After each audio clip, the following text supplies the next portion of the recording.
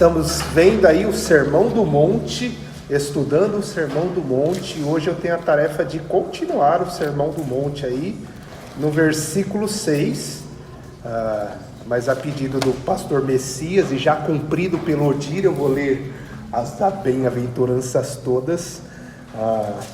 Vou esperar vocês acharem aí, e aí já começa aqui. Podemos? A minha versão talvez seja um pouco diferente, mas até aí dá para acompanhar. Vamos lá. Diz assim: quando viu as multidões, do 1 ao 12, quando viu as multidões, Jesus subiu ao monte, havendo-se sentados, seus discípulos se aproximaram, e ele começou a ensinar-lhes, dizendo: bem-aventurados pobres em espírito, pois deles é o reino do céu. Bem-aventurado os que choram, porque serão consolados. Bem-aventurados os humildes, pois herdarão a terra. Bem-aventurados que têm fome e sede de justiça, pois serão saciados. Bem-aventurados os misericordiosos, pois alcançarão misericórdia. Bem-aventurados limpos de coração, pois verão a Deus. Bem-aventurados os pacificadores, pois serão chamados filhos de Deus. Bem-aventurados os perseguidos por causa da justiça, pois deles é o reino do céu. Bem-aventurados sois quando vos insultarem, perseguirem e mentindo disserem todo mal contra vós, por minha causa. Alegrai-vos e exultai, pois a vossa recompensa no céu é grande, porque assim perseguiram os profetas que viveram antes de vós. Vamos orar antes de começar a pregação? Papai do céu, muito obrigado pelo privilégio de poder viver num país onde a gente pode se reunir abertamente, publicamente, abrir a Tua palavra e aprender os Teus princípios preciosos, Senhor. Que a gente possa hoje se deleitar na Tua palavra e aprender mais um princípio de um cidadão do Teu reino, Senhor, que é um desafio para a nossa vida, porque vai totalmente contrário à nossa natureza pecaminosa. Por isso, Senhor, clamo que o Senhor nos dê entendimento para entender o que o Senhor quis dizer quando deu cada uma dessas bem-aventuranças e sabedoria para colocá-la em prática, Senhor. É o que eu peço, em nome de Jesus, Senhor, amém. Amém. Eu sempre gosto de dizer, e vou ser repetitivo aqui, que para mim é um privilégio poder estar estudando a Bíblia progressivamente. No caso aqui, estamos estudando as bem-aventuranças, o Sermão do Monte aí. Não é todas, eu sempre falo isso e às vezes parece ser chato, que eu não sei o quanto vocês passeiam, visitam outras igrejas, né? Mas esse não é o comum, é realmente um privilégio a gente estudar dessa forma e crescer, se desenvolver. É o que a gente aprende e tem sido uma alegria ver isso na prática realmente. E estamos estudando agora Mateus 5, que é o começo do Sermão do Monte aí, que é fantástico. Como eu imaginava que teria algumas pessoas, eu não sabia que o Rodrigo ia vir hoje, mas eu imaginava que poderia ter alguns visitantes ou algumas pessoas. Eu vou fazer só uma breve lembrança do que a gente já viu, porque vai servir de introdução para o meu versículo aí. Meu versículo é o versículo 6, a quarta bem-aventurança aí. Então a gente já viu aqui no Sermão do Monte, como o pastor Messias começou, falando que o Sermão do Monte ele se inicia quando Jesus está caminhando, desenvolvendo o seu ministério no capítulo 4, e uma grande multidão está seguindo ele, e ele para, olha, contempla toda aquela grande multidão, se assenta num monte e começa a ensinar.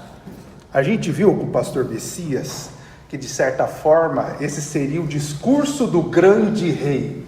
É o discurso inaugural do grande rei Jesus, o Sermão do Monte.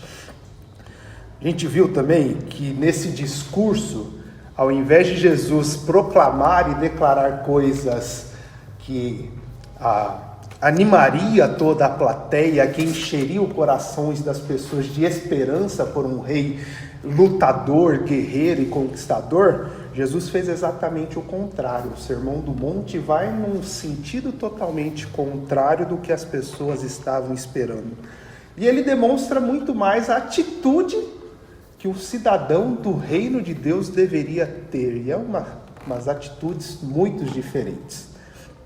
Por exemplo, a gente já viu no capítulo 3 a bem-aventurança aí que diz que felizes ou bem-aventurados são os pobres de espírito. E essa foi, acho que o pastor Messias que pregou, se não me falha a memória, onde ele falou e explanou e mostrou que esse pobre de espírito é a pessoa que entende, que ela reconhece, chega ao pleno conhecimento de que ela não é nada.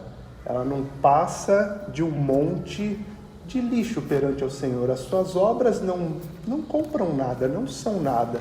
Sua justiça perante ao Senhor é como traços de imundícia, como diz Isaías. Por isso que ele é pobre de espírito, ele reconhece a sua condição perante ao Senhor. No versículo 4, esse acho que também foi o pastor Bessi, não, foi os que choram, foi o Odir. O Odir trouxe que o cidadão do reino de Jesus são os que choram. E aí eu lembro que ele explicou que esse chorar é se lamentar pelo seu estado pecaminoso e distante do Senhor, e se lamentar pelo estado que o mundo está, separado do Senhor, totalmente imerso no pecado, debaixo do domínio de Satanás. Felizes são as pessoas que entendem isso e choram por essa situação. No versículo 5, agora sim o pastor Messias, foi semana passada e esse para mim marcou bastante algumas coisas que ele disse. O pastor Messias trouxe que feliz, uma característica do cidadão do reino de Deus, é uma pessoa mansa. Uma pessoa, e essa frase me marcou bastante a definição de mansa, uma pessoa que tem o seu poder controlado, uma pessoa que controla o seu poder e só o usa para defender a causa de Deus.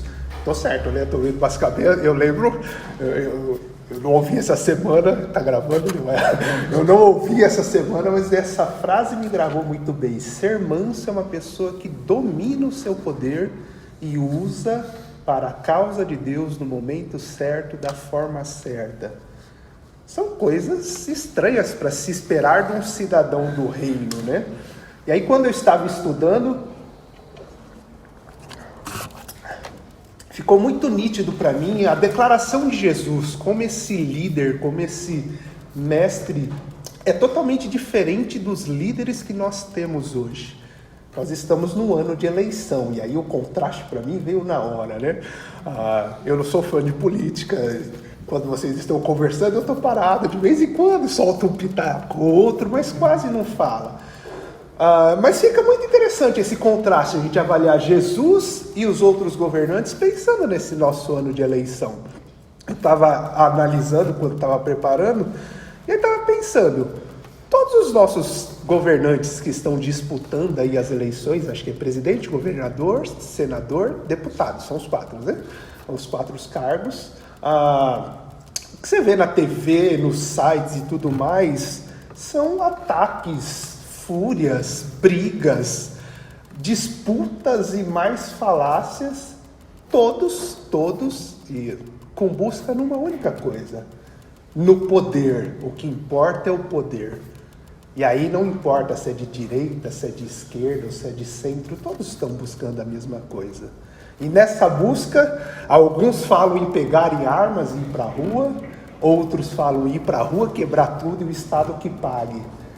Mas é interessante, porque a gente ouviu, por exemplo, que nem o versículo 5, ser manso, controlar o seu poder. Olha que contraste totalmente diferente com os líderes que a gente tem ouvido.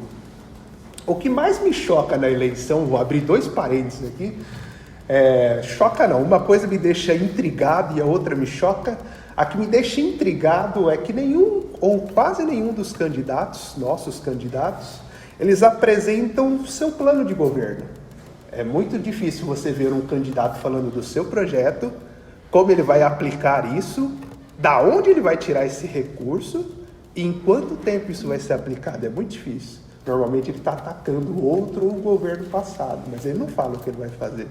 Isso me deixa intrigado, porque a minha formação, ela fala, mas como? Como eu vou votar se eu não sei o que ele vai fazer? Não faz sentido para mim. Isso me deixa realmente intrigado.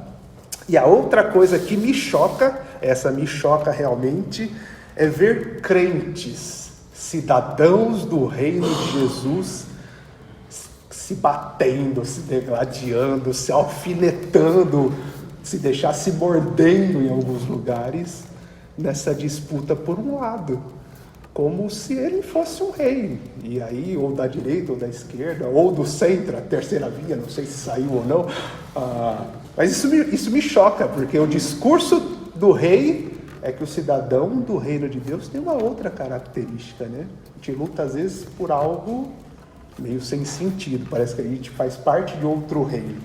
Mas enfim, esses são só 2 parênteses, e aí eu vou dar já aqui, porque depois vocês podem me perguntar, eu falo sobre política abertamente, mas já vou adiantar aqui, tanto eu quanto a Jéssica, nós não temos nem partido nem político de estimação, né?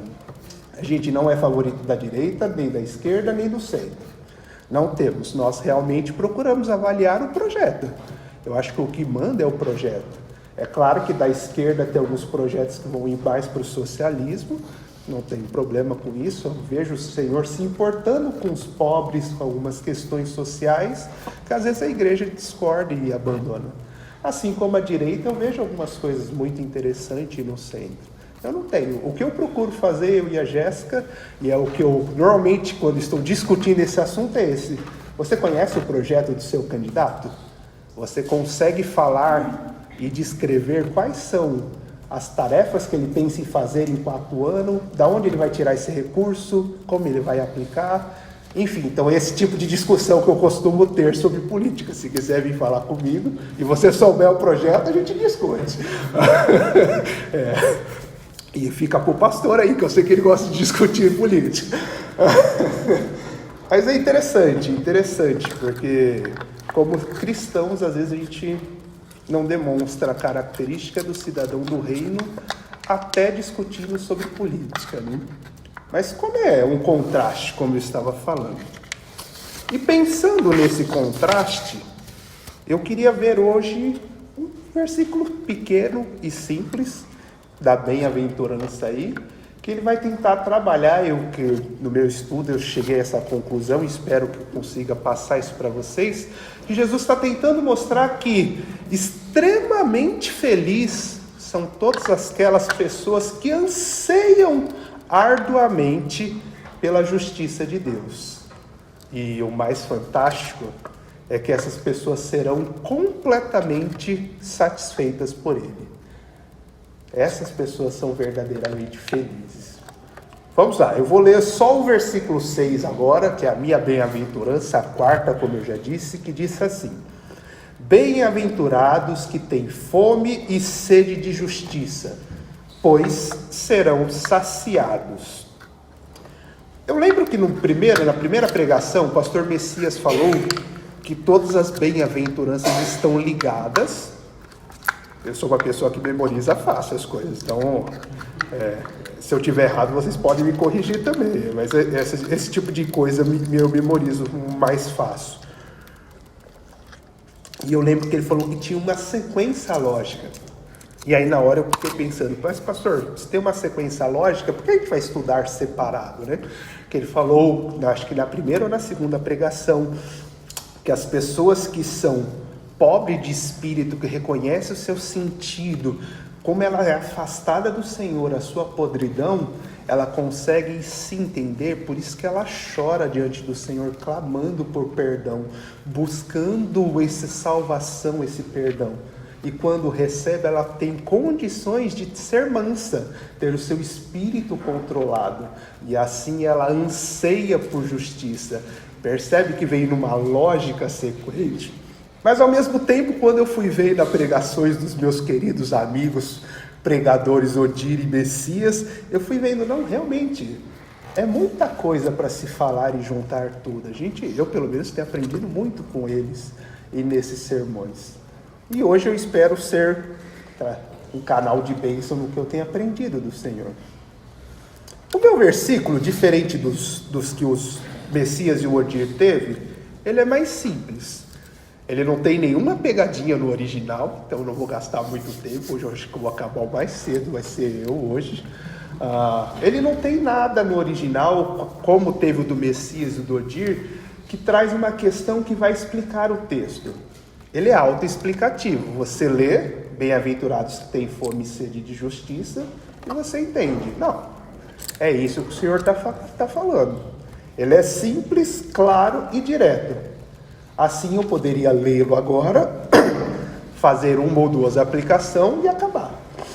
Poderia, mas não vou, não vou porque o Rodrigo depois vai brigar comigo.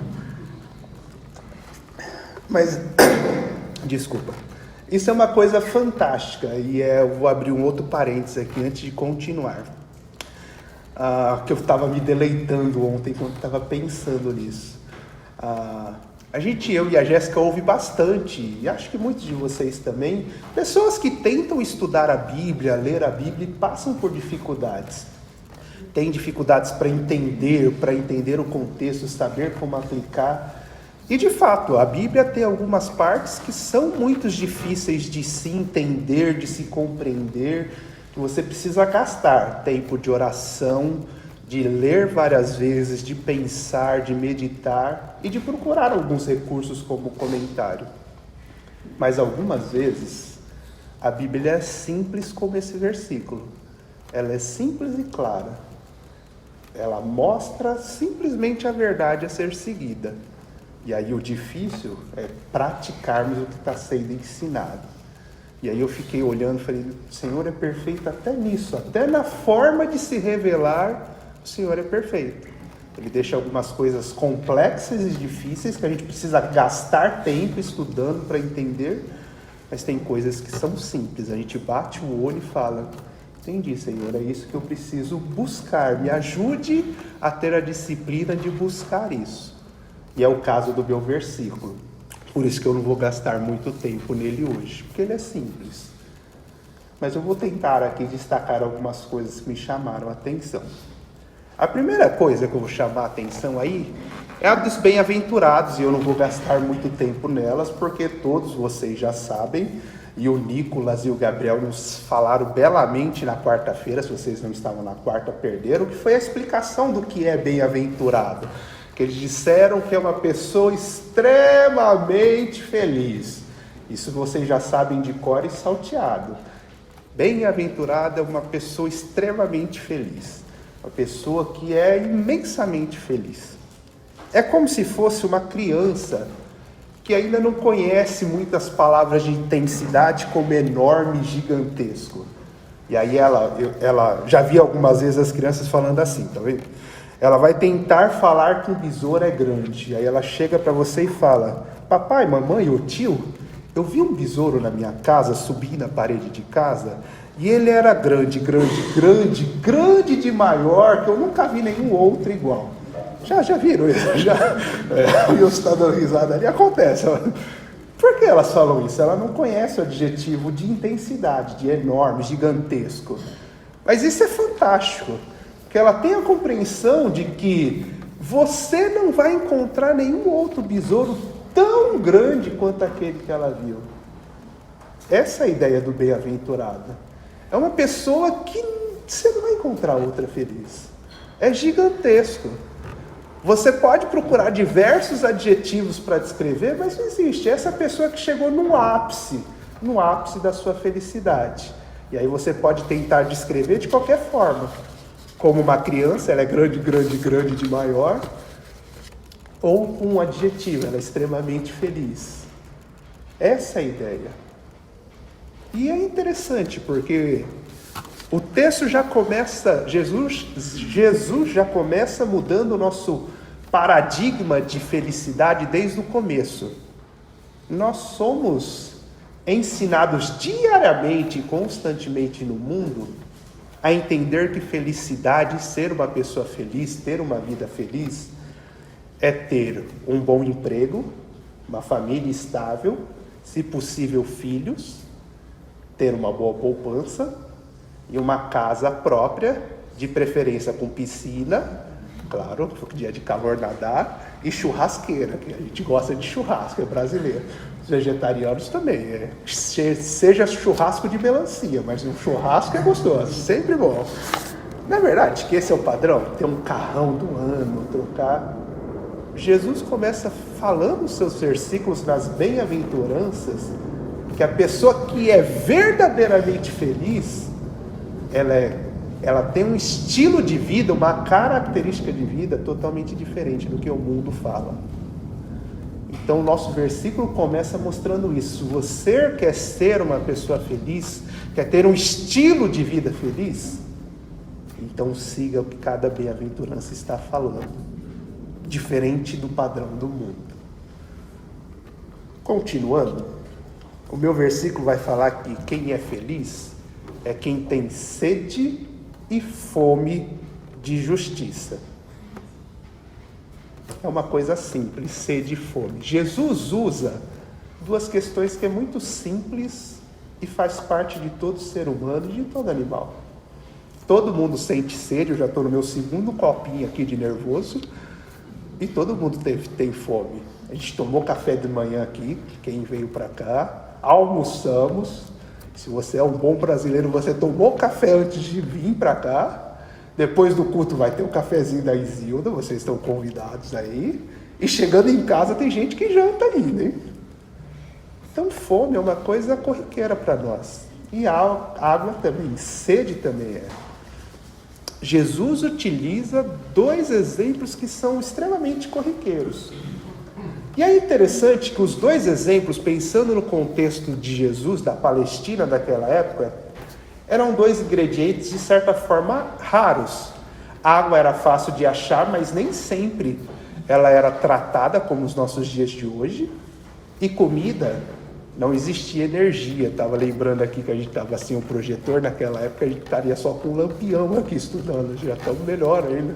E deu para cantar perfeitamente.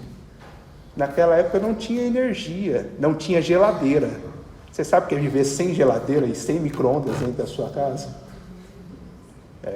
Pois é, eu acho que não, acho que a gente não sabe. Jesus está falando de duas coisas que são extremamente preciosas. A água não se achava fácil, quando se achava não era tão boa para se beber. E comida você tinha que praticamente consumi-la muito rápido, porque se perdia rápido. Então ele está usando exemplos de coisas que as pessoas buscavam constantemente para ter. E é nesse sentido que ele usa para a gente buscar algo especial, aí, a característica do reino. E aí, como eu disse, o meu texto no original não tem nada muito que chame a atenção. Você com a sua Bíblia em português está muito bem também. Não que eu seja contra você aprender grego e hebraico, até sou super a favor, faço fila e inscrição se vocês quiserem. Mas a única coisa que me chama a atenção no original aqui são essas duas palavrinhas, sede e fome, aí, que eu acho fantástico, as duas palavras que Jesus usa no original. Que ela demonstra uma intensidade. Não é uma fome e sede que nem eu estou com sede aqui bebendo água toda hora, ou a fome da hora do almoço. É uma sede, uma fome de uma pessoa que não tem água, que está há 3 dias no deserto do Saara, a 40 graus, buscando por um copinho d'água. É uma fome, como a história de uma pessoa que a gente tem desenvolvido, eu e a Jéssica, amizade, eu ouvi esses dias, há um tempo atrás, ela estava falando que ela, quando criança, não tinha nada para comer no almoço e nem no jantar, que ia dormir com a barriga doendo de fome. Eu não sei o que é isso, eu nunca passei fome, mas ouvir aquilo mexeu com o meu coração. Eu não sei o que é passar fome. Você sabe o que é ansiar por fome? Sua barriga roncar e doer de fome e você não ter o que comer. Quando eu ouvi aquilo, e aí preparando o estudo de hoje, eu lembrei É esse tipo de sede e fome que Jesus está falando. É um rapaz que está largado no meio do deserto do Saara, sem água, sem expectativa de vida. É uma pessoa que está 30 dias sem comer, 10 dias sem comer nada, suplicando por um pedaço de pão, por um pedaço de comida. É essa maneira que o Senhor está nos convidando a ansiar por justiça.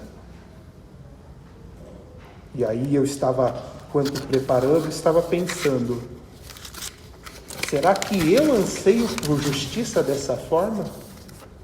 Será que eu tenho orado por justiça para que o reino do Senhor venha e a justiça seja feita? Que o Senhor mostre a sua justiça dessa forma? Eu anseio realmente por justiça do Senhor? Ou eu oro muitas vezes, clamo, mas sem muito sentido, como a água que eu bebo aqui agora. Eu sei do que ele está falando. É essa justiça. Será que realmente ansiamos por justiça de Deus? Ou só pensamos nela? Continuando, que é a terceira questão aí que Jesus trabalha, a questão da justiça. Que justiça é essa? Porque numa leitura normal você fazendo, pode ser vários tipos de justiça. Uma justiça pensando na justiça que o Senhor derramará no fim dos tempos contra todos aqueles que o rejeitaram, numa questão de uma vida piedosa e justa perante o Senhor. Que tipo de justiça eu devo ansiar e buscar? Que tipo de justiça o Senhor está me ensinando para buscar? E aí o termo e a ideia de justiça ele é muito amplo, né? O conceito é muito gigante, a gente pode debater em diversos campos. E no Sermão do Monte, estudando, eu vi que justiça é uma questão que o Senhor trabalha diversas vezes. No Sermão do Monte vão aparecer 4 vezes a questão de justiça. Um é nesse texto, 5:6, a outra é no 5:10, que eu não sei se sou eu ou se é o Odir, não lembro. A outra vai ser no 5:20 e por fim o Senhor vai falar também de justiça no 6:33. Por 4 vezes Jesus vai usar o conceito de justiça no Sermão do Monte. Então, justiça para Jesus no Sermão do Monte é algo importante, algo que ele considera.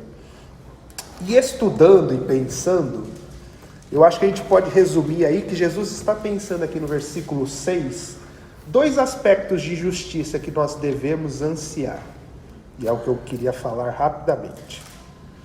A primeira seria muito parecida com um aspecto que já foi trabalhado nas outras 3 bem-aventuranças, que é ter fome e sede de justiça, é ansiar, é desejar intensamente por um relacionamento correto com Deus, por ter um relacionamento correto com Deus e, consequentemente, viver de forma justa perante Ele. Ou seja, vou repetir, na verdade. Ter fome e sede de justiça em um aspecto é ansiar por ter um relacionamento verdadeiro, correto com Deus e, de certa forma, você viver de acordo com esse relacionamento, de forma justa. E é interessante porque no nosso mundo, no mundo em que vivemos, somos ensinados constantemente a vivermos da maneira que a gente quer. Os filhos são ensinados nas escolas e nos programas a fazerem o que querem, a tomarem suas próprias decisões, e os adultos também são ensinados a fazer o que quer.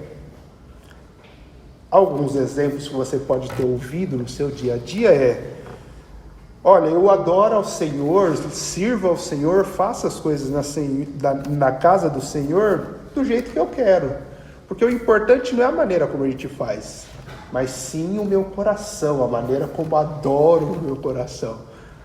Eu imagino que você já tenha ouvido isso já, e eu já ouvi algumas vezes. Não importa o que o Senhor fala na sua palavra, o importante é a intenção do meu coração. Ou outras vezes, uma outra frase é: olha, eu só oro em busca ao Senhor quando estou passando por dificuldades, pois sei que nesses momentos meu coração está mais propenso a adorá-lo, a ouvi-lo, a aceitá-lo. Não é uma outra verdade que a gente ouve por aí? É interessante como a ideia de ter um relacionamento justo com o Senhor muitas vezes está atrelado ao nosso conceito de estar bem. Quando estamos bem, quando queremos, nós nos relacionamos corretamente com o Senhor. Eu não busco ao Senhor porque eu preciso ter um relacionamento justo com Ele. Eu não busco pensando já nas outras três bem-aventuranças, porque eu entendo quem eu sou. Que eu choro pelo meu estado pecaminoso e separado do Senhor. Não, eu busco porque eu estou bem. Porque a minha vida talvez não esteja tão feliz e tão boa quanto eu quero. É interessante pensar nisso. E aí, se você não foi na Ujube, eu fui só na sexta, uma pena, eu perdi. Mas o pastor Wagner trabalhou mais ou menos esse conceito na Ujube, onde ele mostrou que até o nosso conceito de quem nós somos às vezes está errado. A gente perde a ideia de que a gente foi comprado pelo Senhor. Você não é livre. E aí ele usou uma frase que eu achei muito interessante. Você nunca foi livre. Você antes era escravo do pecado e depois da salvação você se tornou servo e escravo do Senhor. Em nenhum momento entre essas duas etapas você foi uma pessoa livre para tomar suas próprias decisões, para viver a vida do jeito que você bem quer entender. E aí o pastor Wagner, se vocês procurarem na internet, o da sexta-feira, ele trouxe no sentido de Efésios 4, de como a gente não é livre para falar o que quiser. Ele trouxe, aplicando que ser cheio do Espírito, você deveria, como novo convertido, como um cristão, como um cidadão do reino, falar palavras que edifiquem a outra pessoa, ainda que isso seja difícil. Então não tem essa liberdade, essa questão de, não, o Senhor não está me vendo, eu não estou na igreja, eu posso fazer e falar o que quiser. Não, você não é livre. O conceito de justiça é entender que você é um servo do Senhor. É ter um relacionamento correto com o Senhor. O seu lugar, você não ocupa o mesmo patamar que Deus, você é servo. Você foi liberto do Senhor e você é servo do Senhor. Esse é o primeiro aspecto aí, muito parecido com os outros três aspectos das outras três bem-aventuranças de justiça que o Senhor está falando. Nós precisamos ter um conceito e buscar ter um relacionamento correto com o Senhor. E dessa forma viver de forma justa. E o segundo aspecto é que ter sede e fome de justiça significa ter o desejo de viver de forma justa perante Deus nesse mundo. Vou repetir. Ter sede e fome de justiça significa ter o desejo de viver de forma justa perante Deus no mundo, nas nossas atividades, nos nossos relacionamentos. Desejando que o Evangelho restaure e transforme todos os relacionamentos que fazemos parte. É o outro aspecto. É entender que o nosso viver justo vai transformar, impactar, desenvolver e mostrar o Evangelho na nossa vida diária, nas nossas escolhas, nas nossas palavras, nas nossas decisões.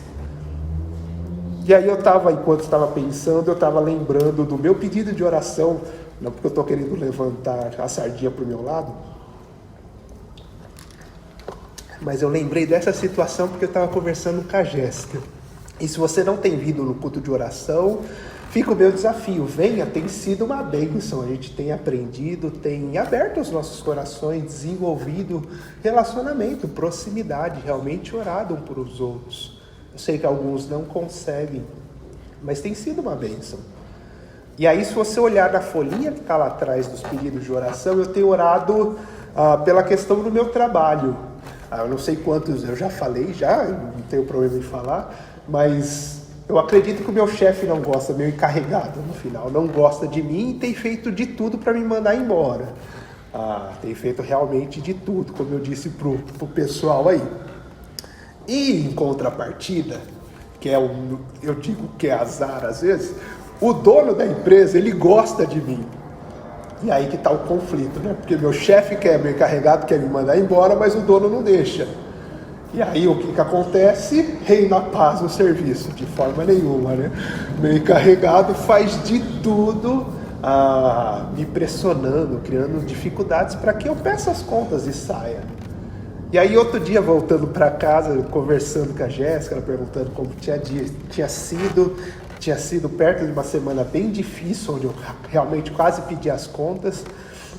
E aí a gente estava conversando, e ela perguntou como é que eu estava lidando com essa questão, né? Falei, olha, eu tenho conversado, orado, compartilhado com a igreja. No serviço tem um rapaz que é cristão, a gente conversa, eu sou pecador, às vezes eu me vejo falando mal do meu encarregado e tenho que parar, pedir perdão, pedir forças e sabedoria para conseguir suportar essa questão.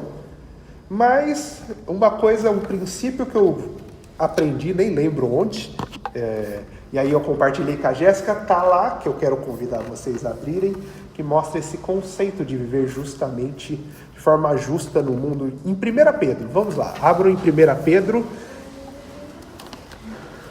vai trazer esse conceito de forma um pouco mais prática. 1 Pedro, capítulo 2,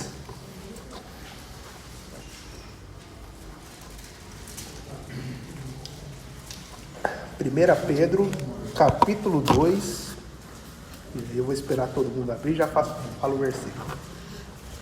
Capítulo 2, versículo 11 e 12, que diz assim: Amados, exorto-vos como a peregrinos e estrangeiros a vos absterdes dos desejos carnais, que combatem contra a alma. E aí o 12 para mim é fantástico. Seja correto o vosso procedimento entre os gentios, para que naquilo de que falam mal de vós, como se fosseis praticantes do mal, ao observarem as vossas boas obras, glorifiquem a Deus no dia da visitação.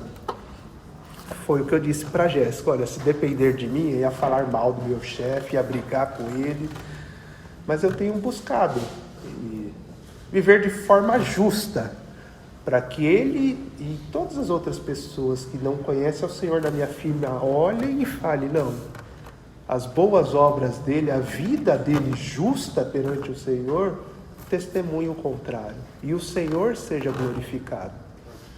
Acho que esse é o conceito de sede e fome de justiça que o Senhor está querendo trabalhar, no sentido de viver uma forma justa, sofrer os danos às vezes, viver de uma forma onde o mundo olhe e fale, não, ele tem erros, mas a forma como ele vive mostra uma outra coisa, ele é diferente, ele tem algo diferente.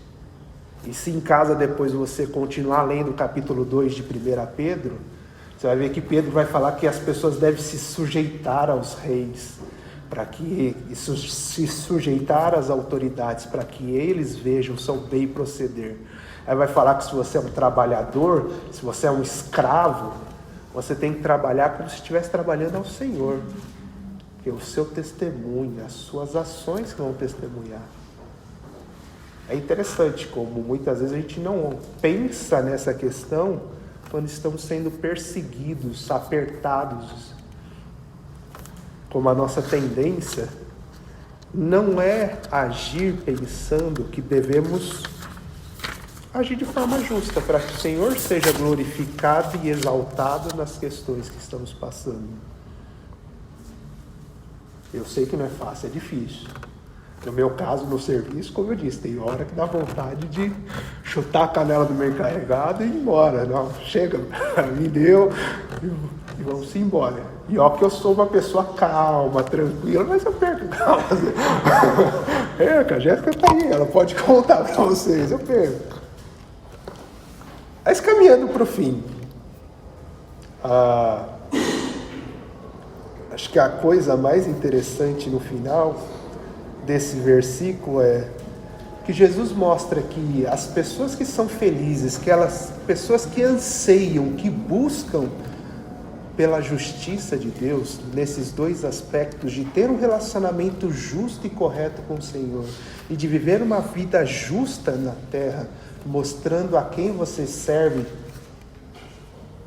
você buscar por isso, você vai ser saciado pela justiça, pela alegria do Senhor. Isso é fantástico, porque às vezes a gente não vê a recompensa que a gente tanto espera na hora.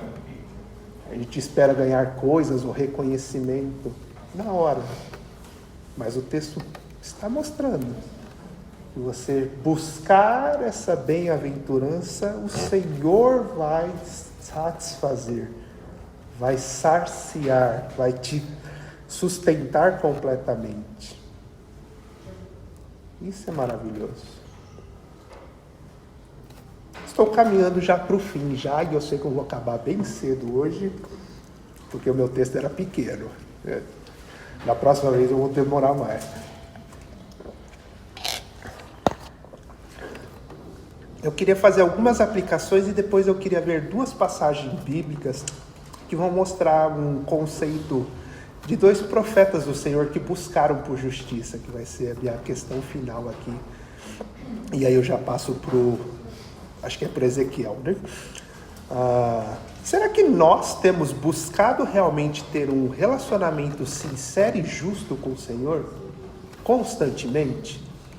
Será que nas suas orações você tem buscado ter um relacionamento justo e sincero com o Senhor? Nos relacionamentos da sua vida, trabalho, família, escola, você diria que você vive de maneira justa? Que as pessoas ao seu redor olham para você e falam, não, ali há uma pessoa justa. E eu quero fazer um contraste aqui, eu não estou falando uma pessoa perfeita, estou falando uma pessoa justa, que erra, se arrepende, mas busca viver uma vida justa perante a sociedade, e não a sua própria justiça, a justiça de Deus.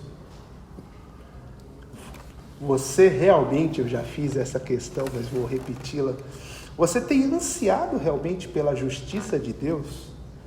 Esse é o motivo das suas orações?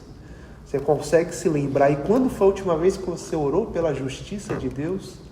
Senhor, me ajude a viver de forma justa, de forma que mostre que eu sou um filho de Deus no trabalho.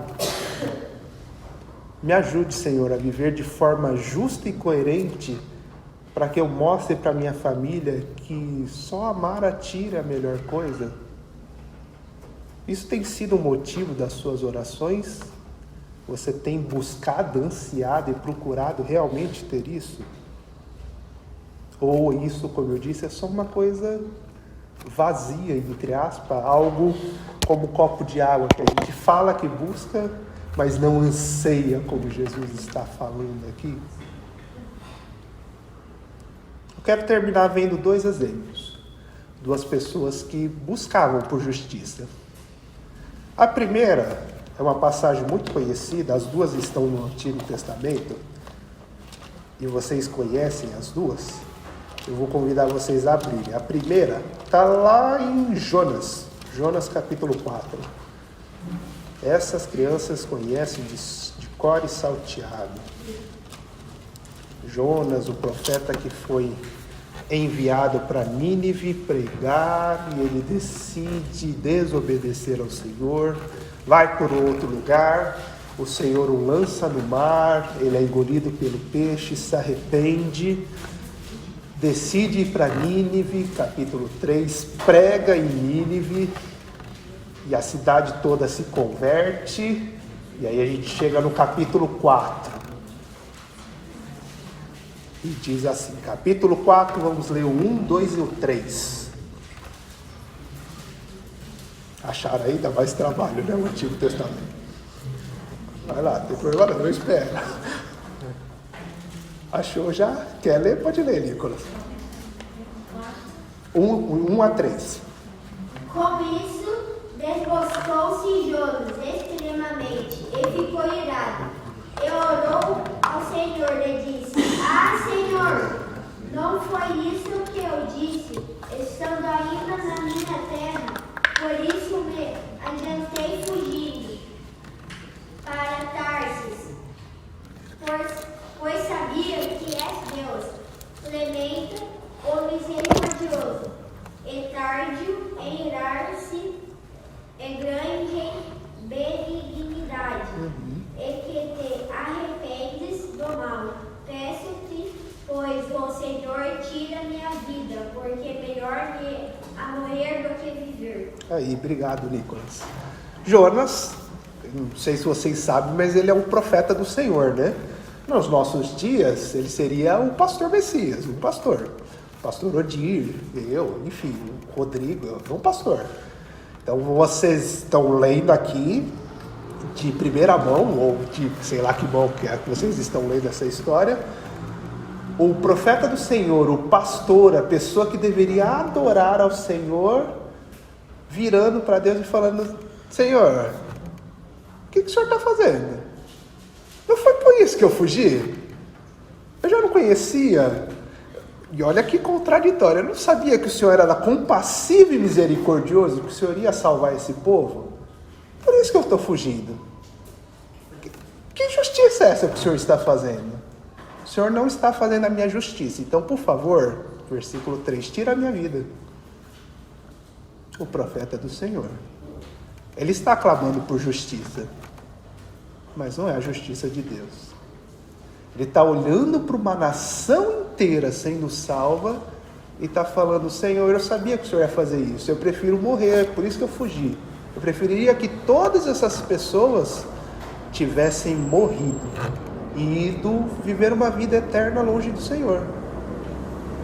Percebe que pesado? Ele está clamando por justiça, mas não a justiça de Deus.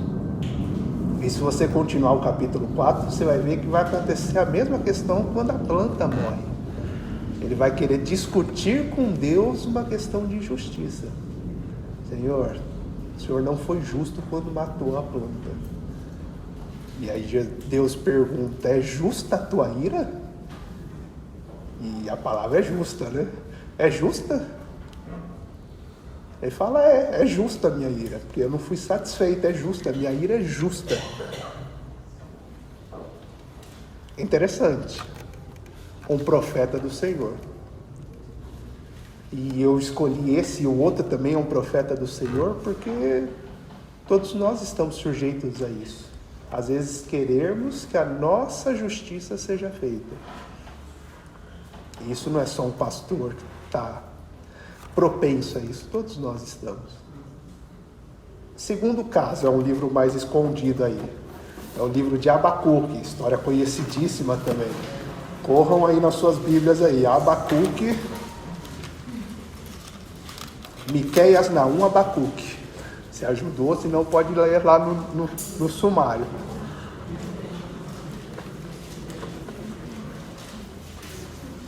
Abacuque 1, de 1 a 4 a gente vai ler.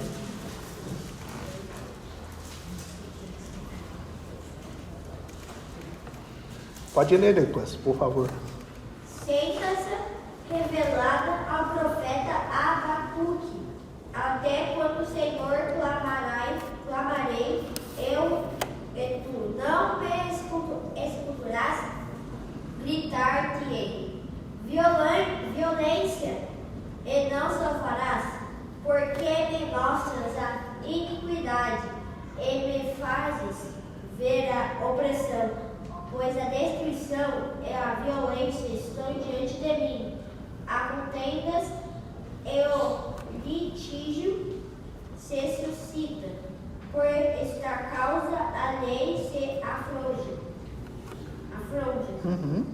E a justiça nunca se manifesta, porque o perverso cerca o justo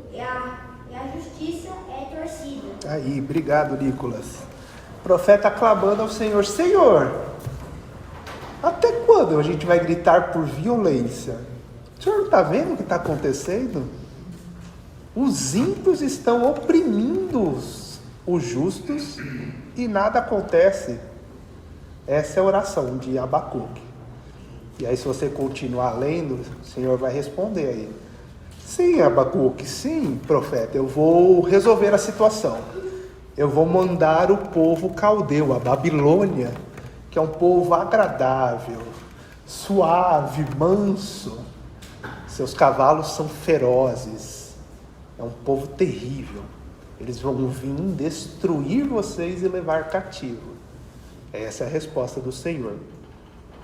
Do 12 ao 13, pode ler de novo, Nicolas, por favor? Vem a resposta do profeta depois de ouvir isso. O 12 e o 13 só.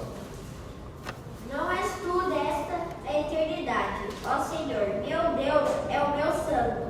Não morremos, ó Senhor, para executar juízo. Pudestes aquele povo, tu, ó rocha, os fundaste para servir de disciplina.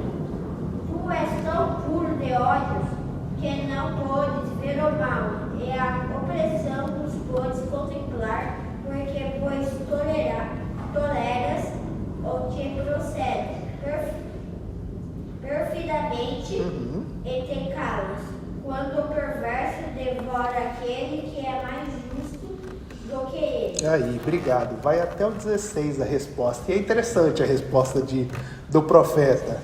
Ele começa agradando ao Senhor, falando que o Senhor é santo, puro, de olhos, que não pode contemplar o mal, mas no finalzinho do 13, para mim é fantástico. Ele fala: Senhor, como é que o Senhor vai usar um povo que é mais ímpio do que os que são justos? Como é que o Senhor vai usar um povo ímpio para condenar e trazer a justiça para um povo que é justo? Opa!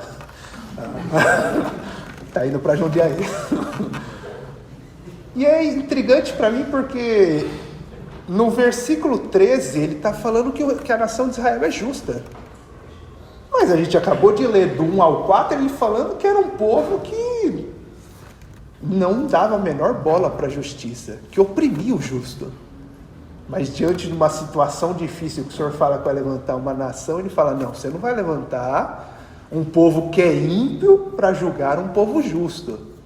Mas quando foi que esse povo se tornou justo em tão pouco tempo assim? Seria a minha pergunta para Abacuque. E o Senhor continua o diálogo com um profeta aí que nós não leremos. Eu só quero ver e ler a última parte só, que está no capítulo 3. Que é quando o profeta realmente reconhece e entende o que o Senhor está trabalhando e fazendo.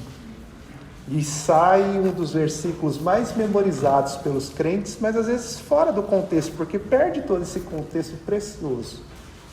Que diz assim, e aí eu vou ler aqui, do 13 ao 16. Senhor, sais em socorro do teu povo. O 3, versículo 13. Sais em socorro do teu povo, para salvamento dos teus ungidos. Despedaças o cabeça do povo, ímpio, descobrindo-lhe por completo os fundamentos. Estou no 13, é o 16. Senão vai ficar branco. O 16. Do 16 ao 19.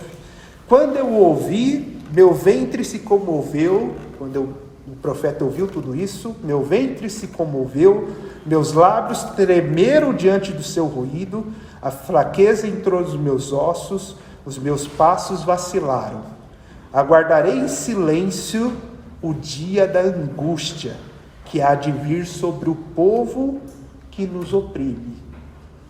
Triste. E aí o 17 vem um texto belíssimo. A esperança do profeta. Ainda que a figueira não floresça, nem haja fruto nas vides. Ainda que o produto da oliveira falhe e os campos não produzam mantimento. Ainda que o rebanho seja exterminado do estábulo e não haja gado nos currais.